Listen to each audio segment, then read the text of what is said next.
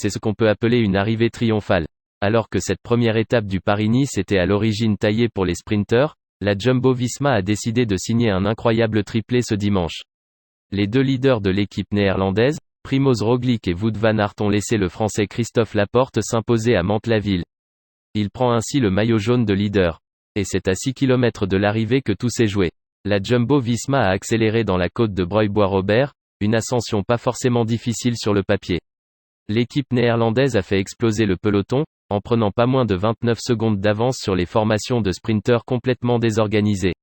Le Tchèque Zdeněk Štýbar a suivi les trois coéquipiers de la Jumbo, mais a craqué avant la fin de l'étape.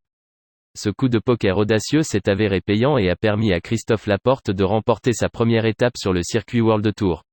Il restait sur 5 podiums, dont 2 sur des étapes du dernier Paris-Nice. Pourtant, cette tactique n'avait pas été évoquée avant la boucle autour de Mantes-la-Ville. Ce n'était pas planifié de partir à 3, on s'était dit que si on était placé, j'allais attaquer. Je remercie l'équipe, Wout m'a dit à 1 km de l'arrivée qu'elle était pour moi. Ça récompense beaucoup de travail, je leur revaudrai ça, a expliqué Christophe Laporte, après la course au micro d'Eurosport. La deuxième étape débutera mardi entre Auffargis et Orléans. Une revanche des sprinteurs est donc attendue.